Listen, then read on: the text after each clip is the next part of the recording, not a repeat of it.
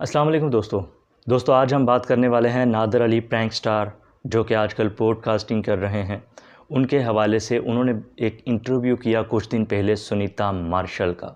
Sunita martial اگر آپ نہیں جانتے تو ایک بہت ہی فیمس پاکستانی ڈیزائنر بھی ہیں، ماڈل بھی ہیں اور ایکٹر بھی ہیں. ان کا انہوں نے انٹرویو کیا. انٹرویو میں انہوں نے کچھ ایسے سوالات کیے جن کا جواب دیتے ہوئے بہت زیادہ ہچکچا رہی تھیں، بہت زیادہ اپنے آپ کو محتاط فیل کر رہی تھی، یعنی کہ کہہ سکتے ہیں کہ کچھ جواب دینے میں وہ انکمفرٹیبل محسوس کر رہی تھیں. وہ سوال ہی کچھ ایسے تھے کہ جس پہ ان کا محتاط ہونا بنتا بھی تھا. دوستو پہلے میں آپ کو ایک چیز بتا دینا چاہتا ہوں کہ جب بھی آپ کسی کو اسلام کی دعوت دیتے ہیں تو اس کا ایک طریقہ کار موجود ہے. اگر آپ نے کسی کو اسلام کی دعوت دینی ہے تو سب سے پہلے اس کے لیے کیا چیز ضروری ہے؟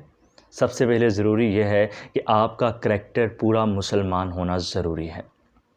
مثال کے طور پہ جب نبی پاک صلی اللہ علیہ وآلہ وسلم نے اسلام کی دعوت دی، لوگوں کو اسلام کی دعوت دی، تو ان کا طریقہ کار کیا تھا؟ جو میں نے اس ناچیز نے مختلف علماء کرام سے پڑھا، لکھا، دیکھا اور سنا، اس کے مطابق یہ تھا کہ نبی پاک صلی اللہ علیہ وآلہ وسلم نے جب تمام لوگوں کو جمع کیا، ان کو فرمایا کہ میں تم لوگوں میں 40 سال رہا ہوں، اس 40 سال کے اندر تم لوگوں نے مجھے کیسا پایا؟ یعنی کہ آپ نے بھی اپنا کریکٹر لوگوں کے سامنے رکھا. آپ نے ڈائریکٹ ان کو یہ نہیں کہا کہ سنو میں اللہ کا نبی ہوں، اللہ ایک ہے، ایک قرآن ہے، ایک نبی ہے، بس اللہ کی عبادت کرو. آپ نے ڈائریکٹ یہ نہیں کہا.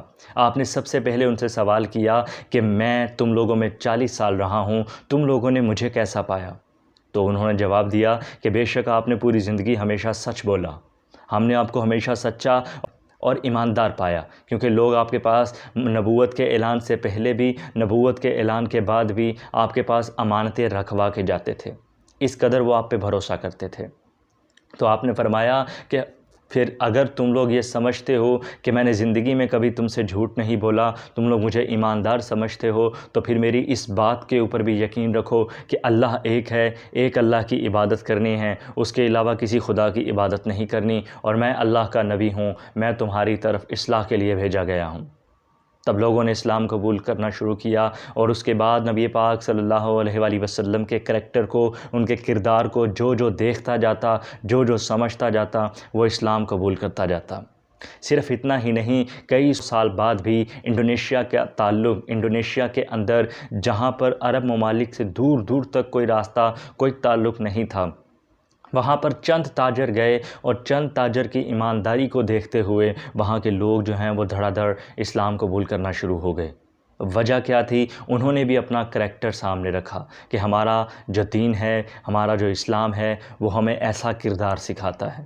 لوگوں نے کہا کہ ایسی ایمانداری کہ تاجر کے کام میں بھی ایسی ایمانداری، ایسی سچائی، تو لوگوں میں تجسس پیدا ہونا شروع ہوا. تو انڈونیشیا میں آہستہ آہستہ اسلام پھیلنا شروع ہو گیا. وہاں پہ کوئی مبلغ نہیں گیا، وہاں پہ کوئی محدث نہیں گیا، وہاں پہ کوئی وائز کرنے والا نہیں گیا کہ جا کے اس نے اسلام کی کوئی دعوت دینا شروع کی ہو. صرف لوگوں کے کریکٹر، لوگوں کے کردار کو دیکھتے ہوئے ہی انڈونیشیا کے لوگوں نے اسلام قبول کرنا شروع کر دیا. تو یہی چیز ہوتی ہے کہ جب آپ کسی کو اسلام کی دعوت دیتے ہیں تو ہو سکتا ہے کہ نادر علی کا جو طریقہ کار تھا وہ تھوڑا غلط تھا، لیکن ہو سکتا ہے کہ اس کی نیت ٹھیک ہو. بہت زیادہ اس پر تنقید ہو رہی ہے، بہت ہی زیادہ لوگ انگلیاں اٹھا رہے ہیں. مجھے بھی وہ سوال اس کے نامناسب لگے. پہلا سوال تو اس کا یہ تھا کہ آپ کے بچے جو ہیں وہ مسلم ہیں یا نان مسلم ہیں. بھائی ڈیفینیٹلی آپ مسلمان ہیں تو آپ کو پتہ ہونا چاہیے کہ نبی پاک صلی اللہ علیہ وآلہ وسلم نے واضح طور پہ فرما دیا کہ اگر تم میں سے کوئی غیر مسلم سے شادی کرتا ہے، پھر وہ چاہے مرد ہو یا عورت ہو، ان دونوں میں سے اگر اولاد ہوگی تو وہ مسلمان کہلائے گی، وہ نان مسلم نہیں کہلائے گی. یہ سوال پوچھنے والے کو اتنا نالج ہونا چاہیے تھا.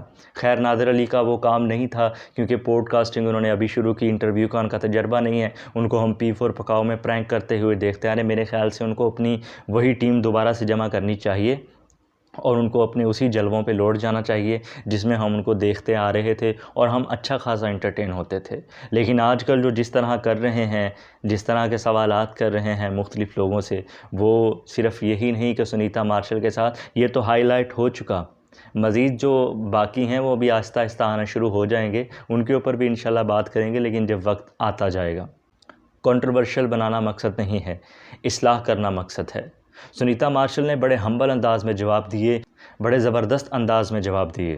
سنیتا مارشل نے کہا کہ میں نے وہ حدیث بھی پڑھی ہے کہ اگر مرد ہو یا عورت ہو، اولاد کوئی بھی ہوگی تو وہ مسلمان کہلائے گی اگر کوئی نان مسلم سے شادی کرتا ہے۔ اور پھر اس نے یہ بھی کہا کہ مجھ پر کوئی دباؤ نہیں ہے، نہ میرے سسرال کی جانب سے، نہ ان کے جو ہسبینڈ ہیں حسان احمد، وہ بھی پاکستان کے بہت بڑے ایکٹر ہیں، ان کی جانب سے بھی، جو ان کے شوہر ہیں ان کی جانب سے بھی ان کو اسلام میں کنورٹ کرنے کی کوئی بھی زبردستی نہیں ہے۔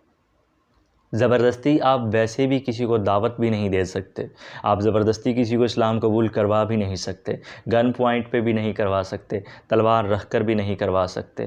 ایون کہ اگر کوئی رضامند ہو بھی جاتا ہے، یہاں تک یہ ایک سینسٹیو ایشو ہے، اس کو نہیں چھیڑنا چاہیے تھا۔ نادر علی کو خیر اس نے چھیڑ دیا، نادانی ہو چکی، لیکن اس کو اب اس چیز پہ واضح کر دینا چاہیے۔ ہو سکتا ہے کہ اس کی نیت کچھ ٹھیک ہو، اس حوالے سے اس نے دعوت دینا چاہیے اپنی طرف سے، لیکن معاملہ تھوڑا گڑبڑ ہو گیا مجھے لگتا ہے۔ اس پہ نادر علی کو وضاحت کر دینی چاہیے اور کرٹیسزم سے بچ جانا چاہیے۔